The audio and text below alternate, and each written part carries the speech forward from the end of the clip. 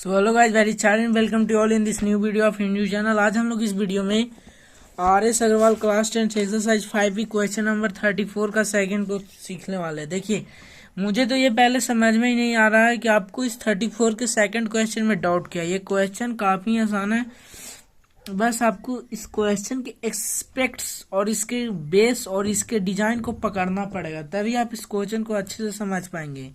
तो चलिए बनाना शुरू करते हैं। सबसे पहले हमारा लास्ट टर्म फाइंड करना है। जब 16 टर्म है, देखिए एपी हमारा क्या है, 8 10 12 dot dot dot up to 50। ठीक है, तो a इज इक्वल टू हमारा 8 आएगा और d इज इक्वल टू 2 आएगा। तो इससे हम अप टू 60 टर्म है, तो इससे हम लोग 60th टर्म का वैल्यू निकाल सकते हैं। 16th टर्म का हम लोग वैल्यू निकाल सकते हैं, a plus n minus 1 by D. a का वैल्यू हमारा था 8, 60 माइनस 1, d का वैल्यू है हमारा 2, तो 8 प्लस 59 इंटू 2। ठीक है, तो 59 इंटू 2 करते हैं पहले। 59 इंटू 2, 9 दूनी 18 की 18 बचा 1, 5 दूनी 10 1 11, तो 118 प्लस 8 इज इक्वल टू 126 हमारा आ गया लास्ट टर्म। देखिए 126 है हमारा लास्ट टर्म, 126 हमारा लास्ट टर्म।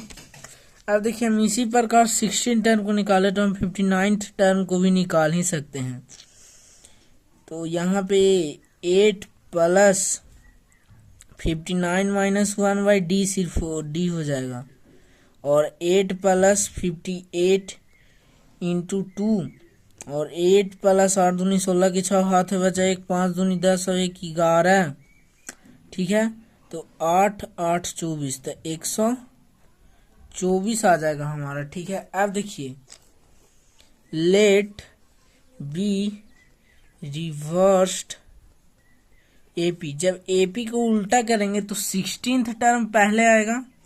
जैसे मान लीजिए कि अगर ये एपी था 4 9 10, तो अगर इसे रिवर्स करेंगे तो 10 पहले आएगा, 9 आएगा, फिर 4 आएगा, तो एपी को रिवर्स कर दिए।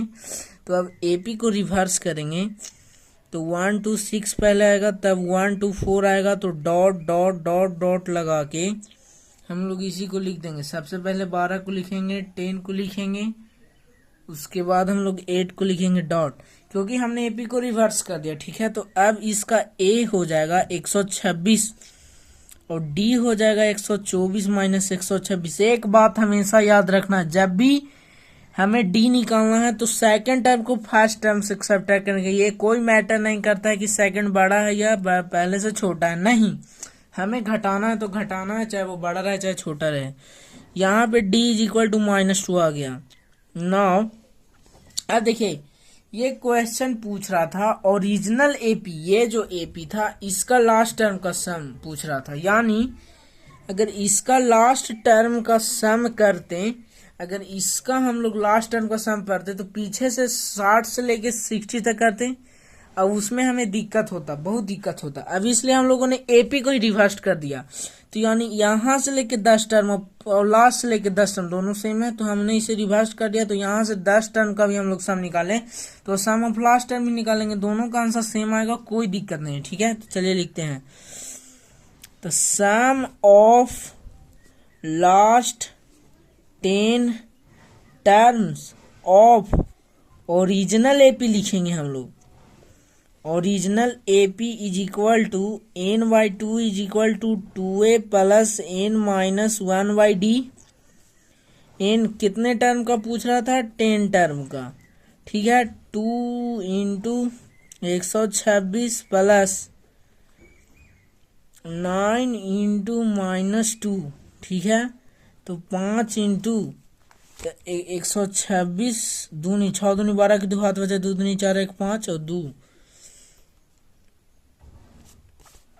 2 5 2 माइनस 18 5 252 माइनस 18, 2 में से 8 जीती तो बचते 8 4 12, 4 में से 1 जीती 3, 2 3 4 2 3 4 2 3 4 इंटू 5, 5 को 20 की 0 हाथ बचे 2 पाँच दिया, 5 को 20 की 0 हाथ बचे 2 पाँच दिया, 5 2 17 की 7 हाथ बचा 1, 5 दूनी 10 और 1 11, तो 1170 हमारा ये आ गया वैल्यू। देखिए 1170 भी हमारा यहाँ पे भी आ गया।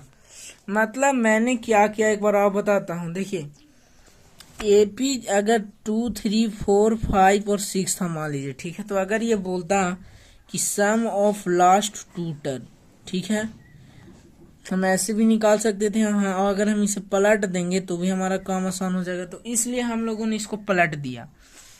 और हमने इसको पलट दिया तो अब हम अगर पलटने के बाद ये सम ऑफ फर्स्ट टर्म का निकाल देंगे और लास्ट टर्म का, तो भी हमारा वैल्यू आ जाएगा।